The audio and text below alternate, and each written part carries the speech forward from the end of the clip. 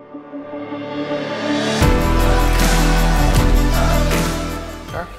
to have you here with us in Kansas City, in chapel, and delighted Pretty to have... cool chapel. I'd like to take her back to Lifeway and let her sing a bit.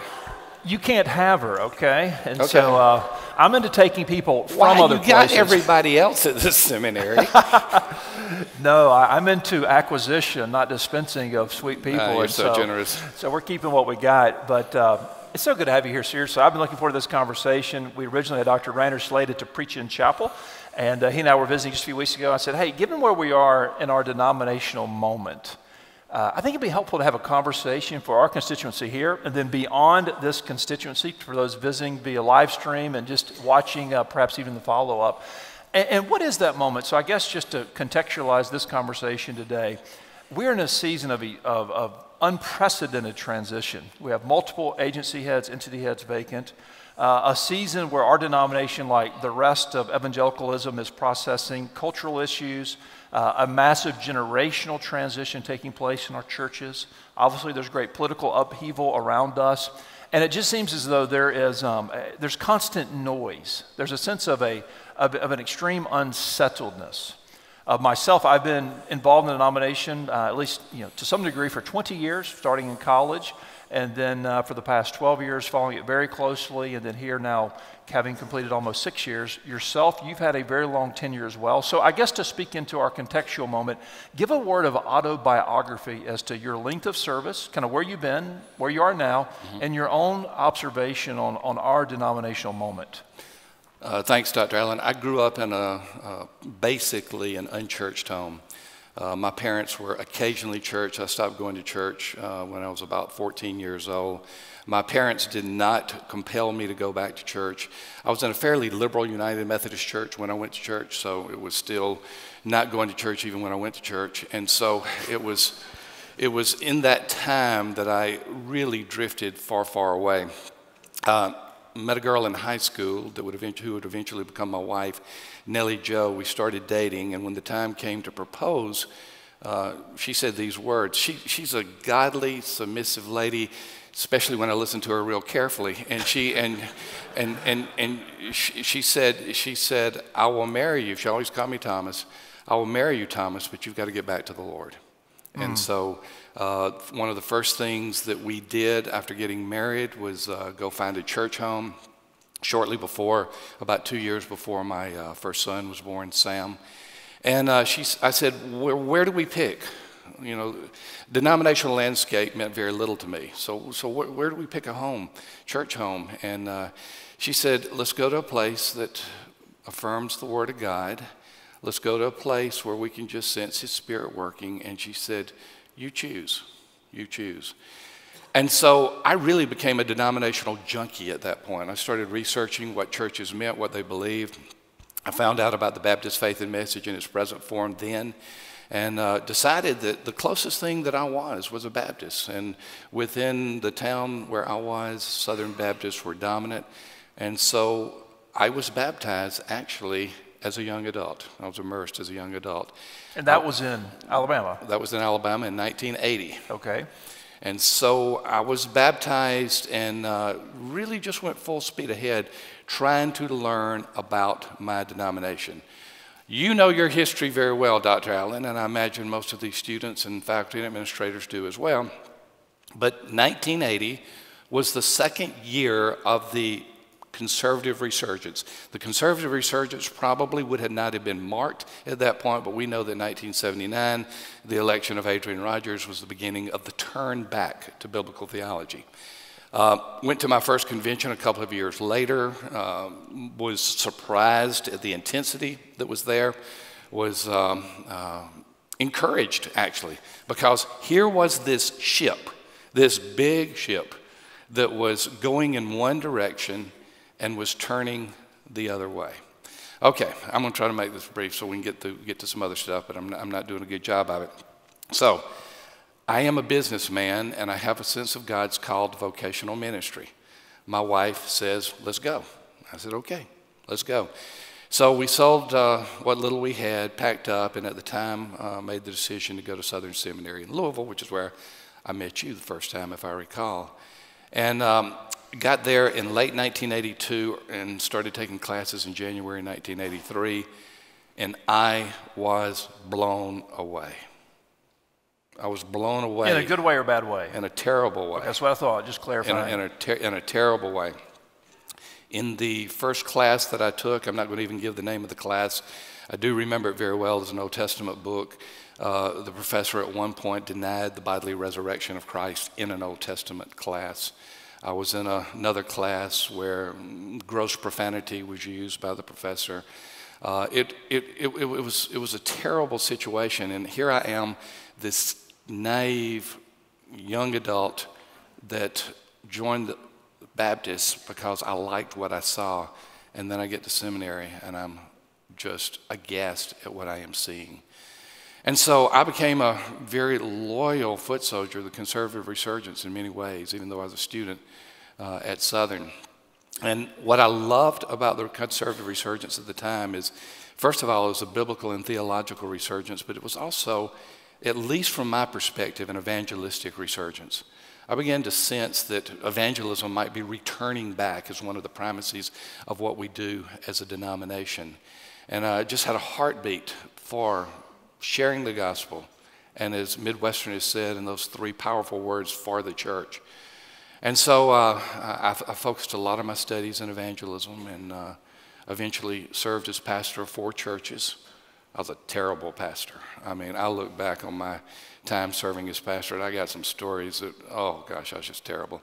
And after serving as pastor in 4 churches, my alma mater called. It was in the midst of its own resurgence, and I went to become founding dean of the Billy Graham School at Southern Seminary. Spent 12 years there, and now 13 at Lifeway. So my time in denominational life has basically been measured in 4 epochs. 1, as a layman. I was a deacon before I went into vocational ministry. 2, as a student. 3, as a dean. Well, it would actually be 4. 3 as a pastor, 4 as a dean, and then 5 as a denominational entity head. That's the swath of my experience. And to go along this path has been something that has been both eye-opening, very encouraging, and unfortunately at times discouraging. So let's pause there for a moment. You, in recent weeks, have announced your own forthcoming retirement, and Lifeway has begun the process of searching for your replacement. I want to next ask you about how you see us where we are, our context. Before we do that, though, just flesh out your decision to retire. 63 years old, not that old. A lot of people are... Oh, it's ancient. Sounds ancient to me. I'm just trying to be polite here. No, I mean, 63 years old. I mean, I got 2 of my team members here that I want to introduce, Jonathan Howe and Julie Masson. And Jonathan likes to remind me of my antiquity again and again. He's the host of Rainer on Leadership podcast, and he usually edits it out, but he always refers to my infirmaries and my old age, even if it's off air or on air. So I'm old, so that's one of the things. I had made a commitment early on that I would pass the baton before it was pastime. And here's what I know. I know that, and I felt the temptation, I had sincerely felt the temptation to stay because I had reached a point of leadership at Lifeway where I'm not going to say it was easy, but it was easier. And I could sense the possibility that I would spend the next several years enjoying it so much I would coast. And I said, I can't do that. In the midst of this, one of my leading executives, Eric Geiger, announced that he was going to Mariners Church in California, which was a curveball for me because, quite frankly, and I don't want to presume upon my board, but many people saw him as my heir apparent, as my successor. I had worked in that regard that I was handing the baton to Eric. Again, not being presumptuous upon my board or its search committee that would follow. And Eric struggled with that decision, but ultimately he had sense that God was leading him there. So he and Kay and their 2 girls moved to California, will be preaching his first sermon this Sunday as pastor. And a great leader, did a great work at Lifeway, and the void is tremendously felt there because of his departure. I almost decided to stay longer because, oh my gosh, Our chief business officer is gone, my heir apparent. I don't have a succession plan in place. Not that it's necessarily my plan, but what do I do? And so I almost stayed on and said, well, they need me. Well, that's egotistical and self-centered. Lifeway does not need me. God has a man for Lifeway. And another part that's just poignant to all of this is there are numerous vacancies, Eric's position being one of those keys. And if I stayed, I would have to make decisions for the next president, which is something I did not want to do. I want the next president to be able to pick his own team. And so I have urged the search committee to move quickly. I don't know if they'll listen to me, but knowing the leadership of this particular team, I wouldn't be surprised with all the vacancies that are out there that Lifeway would be one of the first, if not the first, to fill it. I don't want to presume upon the search committee, but it was time to leave. Brad Wagner, my executive vice president, often refers to the push and the pull of ministry call. The push is, why do you think God is moving you away from somewhere? And the pull is, why is God moving you to somewhere? The push to me was, it's time. 63 years old, beginning to sense that I might be coasting in the future. And the pull was, I want to spend whatever years God gives me helping churches revitalize. And I want to do that with whatever hours he gives me and whatever minutes. Until I have a breath to breathe, I am passionate about the local church.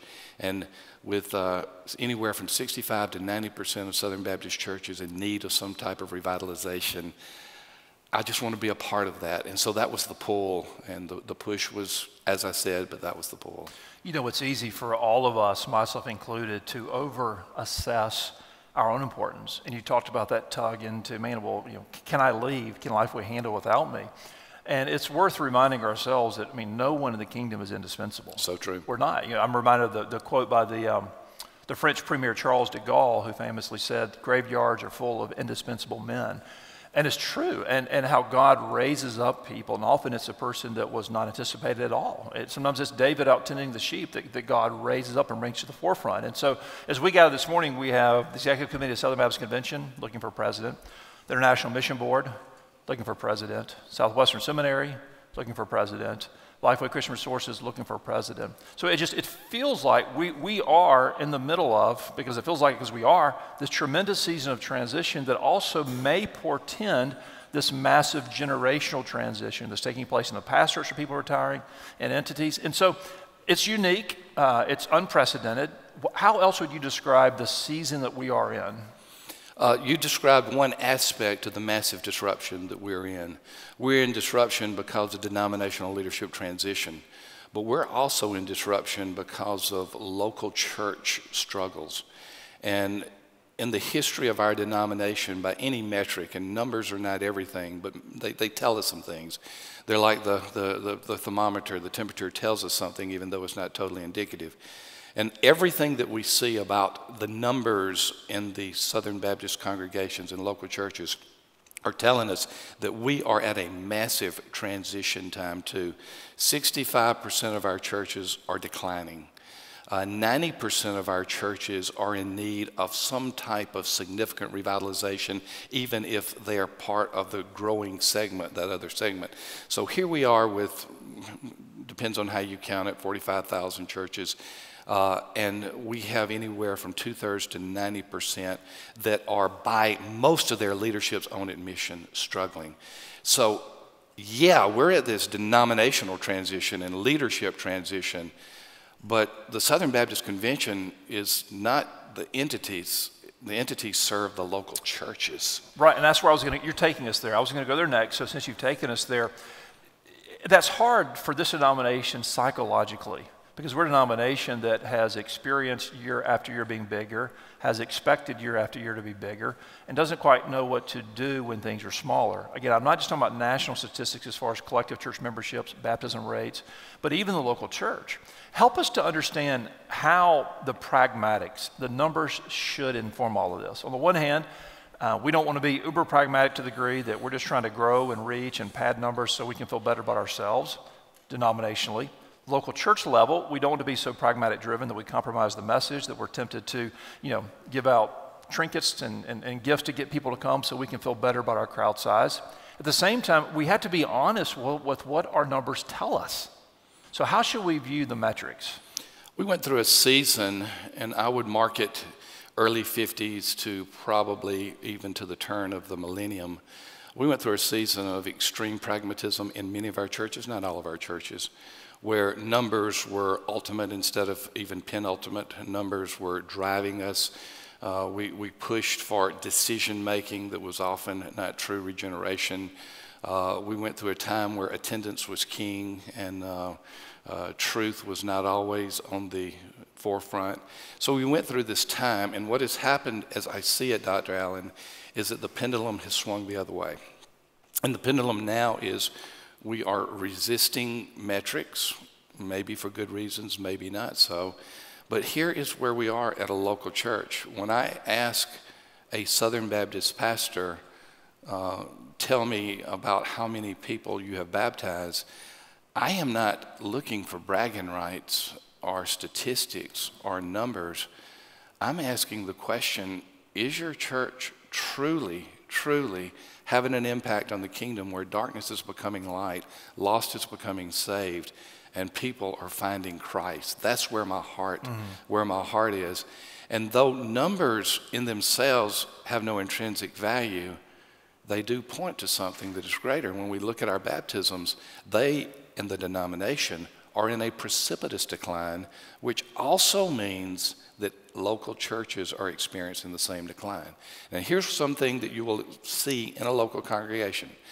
When a local congregation has an inward focus, when it begins to look at only itself, and its Trinitarian formula is me, myself, and I, self-absorbed, and it becomes more about us and what can we do for us, and it fails to have an outward focus, one of the first things that happens is inward dissension, because inward focus means this person wants this for himself, this person wants this for herself, and we become inwardly focused. So one of the byproducts of a failure to have a Great Commission mindset is that a church begins to be not only inwardly focused, but dissension begins to take place, because there's the family feud over what's good for me instead of what can I do for the kingdom.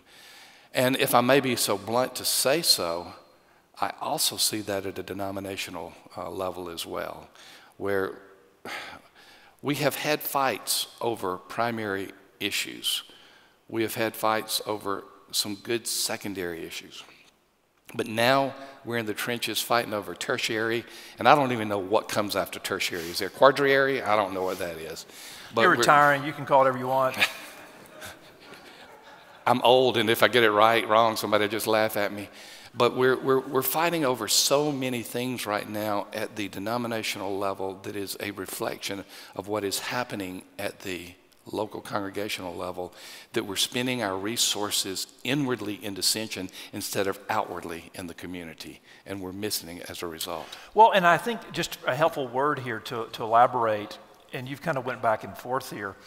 My heart is with the local church, the local congregation. I care as well about the role of the denomination, but the denominational data points, and even this conversation today, they're helpful only so much as you understand those as an added glimpse into what's taking place in the local church. True. So denominational baptism, for instance, sure, we care about the statistics for a host of reasons, one of which is whether those are going up and down as reflections of what's taking place in 45,000 congregations. How evangelistic are they? How mission-minded are they? How outreach-oriented are they? So let me ask you this question. What would be your biggest concerns about the SBC in the year 2018? In 2018, the biggest simple concern to me is that we are no longer a primarily Great Commission-focused denomination. We were founded as a mission-based denomination to go reach the peoples of the world. When we had our original home mission board, it was to evangelize within North America. We have always been a Great Commission denomination, and it has always been about, back to those three words, for the church. So if I were to isolate it and to oversimplify it, maybe somebody needs to write a book called Simple Denomination, and we can figure out how that would work. If we were to oversimplify it, my greatest concern is that we have lost our first love, and that is Christ and sharing him. And it's not just a reflection of, oh, this congregation is not a Great Commission denomination, or this church is not a Great Commission church. It's also a reflection of me, of leaders. Quite frankly, I think about how often during the course of a week am I intentionally, prayerfully seeking to share the gospel, to have a gospel conversation with someone. And I can probably point to a few times I am, but I can sure point to a lot more times that I am not. And so I can begin to point the finger at denominations, at local churches, and pastors and leaders, but then I feel the inward conviction that, okay, Rainer, are you doing enough? And I would unequivocally say, no, I'm not. So with those concerns in mind, you're looking to a collection of students here, again in the room and beyond. What do you say to them? How should they view the denomination? What are the concerns that they should have? Well, first of all, let's celebrate what has happened doctrinally. The Southern Baptist Convention is a story of God's miracles, the first major denomination to shift back to orthodoxy. So let's celebrate that. That is no small feat. That is a God-given feat. But here is what I would share with you students who are in the churches now or will be in the churches in vocational positions. I would simply say this: one of the things that you will find that happens more than anything else is what I call the great distraction. And sometimes I think one of the greatest tools of Satan is to have us focus on minors instead of majors. And we hear about moral failures, and they are significant. We hear about egregious actions, and they are significant. But I think when it's all said and done, we have become so preoccupied with the minor that we're leaving off the major. The sentence that I wrote that's probably a little bit too pithy in a book that I wrote is called Breakout Churches. It began with this: it is a sin to be good when God has called us to be great. And I mention in that book that we don't have a good commission, we have a great commission. We don't have a good commandment, we have a great commandment. 1 Corinthians 13 doesn't say that love is one of the good things. It says it's the greatest of these. When something's important to God, we speak of it in superlatives, the greatest. And so for you who are in the local churches, you will find quite often some of the most frustrating things will be the detours and the distractions, the critics, the overabundance of meetings, the business fights that take place, the busyness of life as a pastor and as a church staff person, and just being able to do the things that you were called to do. And if there's one single encouragement that I would have that I've never been that great at, don't forget your first love. Don't forget that you're there to be an ambassador for Christ and to share his love. And don't let those distractions pull you away from that, because ultimately that pulls you away from the Great Commission. So you and I were in Nashville the last couple of days. You're always in Nashville, but we were there together for meetings of the convention. I love denominational meetings. I can tell you are alert, you're engaged, you're taking copious notes, sitting on the edge of your seat. I was sitting on the edge of my seat. I was trying to find out when I could leave at a break. That's right. J.D. Greer gave a very powerful presentation. Obviously elected to serve as our convention this past year. We anticipate a full 2-year term, and I was very encouraged by what he had to say Monday night.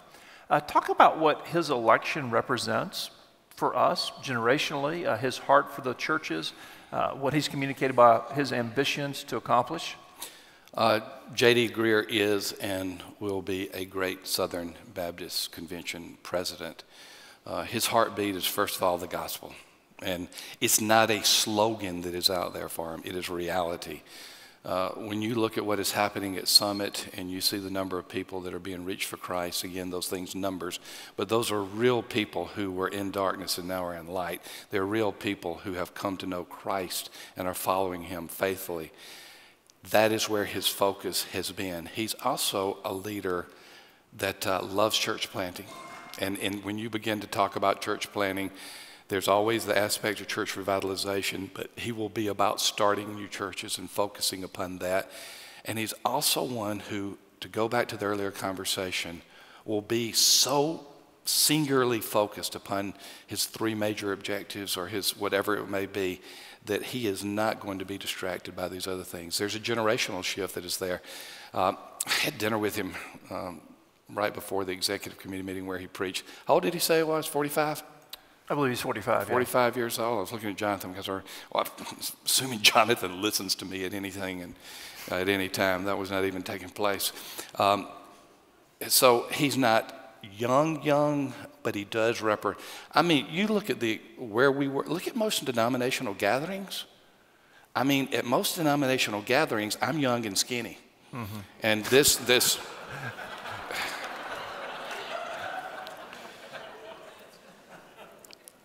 So to have a 45-year-old youthful president that has a heart for the gospel that I really don't believe is politically in a camp, that just is aligned for the gospel, for the church, is just incredible. So I have great hopes, and I have great joy that J.D. Greear is our president. I think it portends well for our future. He's a great man. I was eager to support him this year and eager to support him now.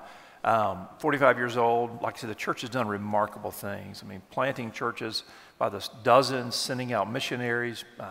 It just keeps going. It keeps going. And his mantra has been, gospel above all, gospel above all. And that really ought to be our mantra, gospel above all. Back when J.D. visited with us on Monday and then again on Tuesday and fleshed out some of these desires he has, he's speaking to this generational transition as well and wanting to see college students go out, wanting to see seminary students go out. And he's tapping into something that I believe is real and I believe indeed is palpable, that generational ambition. So you have on this campus, you have students who are here, many of them coming out of non-Christian homes, they go to college, they're converted, they're here because they're on fire for Christ. And they're wanting something more to give their life to. And I never want anyone in this room or beyond this room to hear me say, give your life to propping up a tired denomination. I'm not giving my life to that. Much less should our students give their life to that. I'm giving my life to the church, the preaching of the Word of God, the Great Commission, these convictions we hold dear, and equipping and encouraging our students to go to be a part of that and take that. As our hearts are right, our beliefs are right, our mission is right, inasmuch as we need a denomination, those denominational aspects we need will sort of take care of themselves. Do you agree? I agree. It goes back to being for the church, and it goes back to being local church focused. I love what's happening with the millennials and the successor generation, yet to be named, maybe Gen Z, we'll see. You look at, let's just use the millennials, for example. My dates are 1980 to 2000, others have it at different points. 78 million live births during that time. Probably about 1 out of 5 are believers. Again, that's hard to know, about 1 out of 5. But when you do the research on those 1 out of 5, it's a different kind of believer than we have seen in the past. In this context, particularly within our denomination, they don't do church as usual. They don't do churchianity. They want to make a difference. And one of the great hopes I have for our denomination and greater evangelicalism is the millennial generation and its successor generation. They may be fewer in number, but the possibility of the potency for the gospel is immeasurable. And I have hope in the next generation. It's something that watch and see. It can be a great move of God. Yeah, and look, I'm hopeful. I truly am. I'm not talking myself into that. I'm not trying to be optimistic. I can criticize anything. I have a critical eye by nature. But I'm hopeful about this moment. And sometimes I hear colleagues refer to apprehension or even discouragement about our moment. I'm not discouraged. I think God's up to something. You have all these retirements having taken place. That brings a new wave of leadership there. You have this denomination needing to refocus and kind of being prompting to refocus through these transitions and through some of the pragmatic realizations that we've talked about this morning. I guess, am I the only one optimistic? Are you optimistic? I'm optimistic about a lot of churches right now. Denominationally, I have yet to see it reflected in the greater denomination. But if it continues to happen in the churches, it will be. Now, Dr. Hale, I want to get something clear on this. You were talking about optimism because of transition and entity heads leaving and retiring. Am I interpreting that to mean that my departure is really something that's making you happy? No. You should interpret that to mean that You should interpret that to mean that, you should interpret that to mean seriously that, It's really okay. I get that too. that's okay. Nellie Joe feels the same way. No, I like, well, I will miss you making me look young and skinny. I'll miss that, okay? But no, seriously, when I think in general, we've never had a season of all these openings at one time. And these are men I know, men I care about. And I think that there's something there. Look, I believe in a providential God who's at work. We all do. I believe this isn't surprise God. I believe that he's not, in emergency session. There's a plan here that's unfolding. And inasmuch as these vacancies and this transition portends a new commitment and a new engagement by a new generation, I'm excited about that. Now, I'm going to use your own words here and flesh it out a touch since you put me on the spot. You said that I was concerned about perhaps my tendency to coast given my age and the fact that I've gotten the job down and I could do that. I don't know what that would feel like, but No, you wouldn't. But no, seriously, I think there are oftentimes when a person is vocationally in their 60s or 70s, for a host of factors, there can be a sense of not that earlier ministry zeal. Let me put it that way. True. So inasmuch as this means a recommitment, a reinvigoration, a sense of fresh optimism and hopefulness, a sense to ask new questions, a sense to reach out and engage and incorporate a new generation, I think that means good things. It does. What is more, look, we all are creatures of habit. We are tribal human beings, whether we like it or not, whether we intend to be or not. We haven't even talked about this morning about the ethnic diversity and where our denomination is and where we need to go. Look, like tends to traffic with like tends to hire like tends to fellowship with like. And even that bringing in and portending perhaps a new wave of broader inclusion, a greater intentionality to see our denomination in the leadership, not just in the CEO positions, but in senior staff and so forth, to see that increasingly reflect a denomination that is increasingly diverse is a good thing. To see denomination leaderships and entities reflect what is the healthy breadth in a new generation, obviously within the BF&M 2000, but to be able to celebrate serving together within that and not take needless points of engagement within that are harmful to our work. So I'm encouraged. I don't have the Baptist blues. I'm excited about the future. And large measure, Tom, that's due to what's taking place on this campus. Oh, what a story I have points here. of optimism beyond here, but I see people here on this campus and coming through online and other platforms and formats that are excited about the mission, excited about the church, excited about the Great Commission. And when I'm in my 12th hour of a denominational meeting, I'm like you, I can be zonked. But that isn't reality. That is an essential part of reality. And someone has to figure out how $200 million a year are allocated, nearly, and how we're going to fund our seminaries. And I'm happy to carry that responsibility for the seminary and engage that conversation on behalf of Southern Baptists. But that isn't reality. Reality is in the church. Reality is in this campus, on this campus. And I'm very much encouraged by what's taking place here. Well, I will say this. What I did say was in jest, though I kind of enjoyed making you uncomfortable for just a few minutes there. What I did say was in jest, but here's what I'm convinced. From Lifeway's perspective, I am convinced that the next president, and I have no idea who he will be, I'm convinced that the next president will be the greatest president since our first president, James Marion Frost. And so that's why I'm hopeful. I didn't step aside to watch Lifeway take a backward step. I stepped aside knowing that God had something greater that did not include Thom Rainer. So I join you in that optimism and hope. No, you've timed your retirement in God's kind providence in such a way people are saying, why is he going? And they're not saying, why isn't he going? That's kind of cool. Okay? And so, no, let's make that the ambition for all of us. That's I don't want to be the guy who's 79 and hanging on, people saying, why won't he retire? You want to step out in God's timing in a way that you've ran the race, you've been faithful, and people are almost disappointed that you're leaving, not wringing their hands saying, when are you going to retire? And so you've timed that well, and man, congratulations to you for doing that. Thank you. One of my three sons was standing next to me, and someone asked that question, well, what's next for you, Dr. Rainer? What's next for you? And my son said, dead. He'll just be dead next. Appreciate his personal warmth and commitment to you. And, to kind of try to pull together some different components of this conversation today, We have work to do denominationally. I am not denying that. More to the point, we have work to do in our churches. We often talk about the theology being right, the mission perhaps being adrift. I want to press one point on that because I'm convinced that us being complacent towards the mission is a theological issue, especially as it relates to the exclusivity of the gospel. It frightens me that that doctrine is fading away in our churches. And it frightens me because what that therefore means for the Great Commission, what that therefore means for personal evangelism. Touch on that for a moment. I was looking at a commentary on Romans, and one of the early sentences in that commentary was by someone we know well.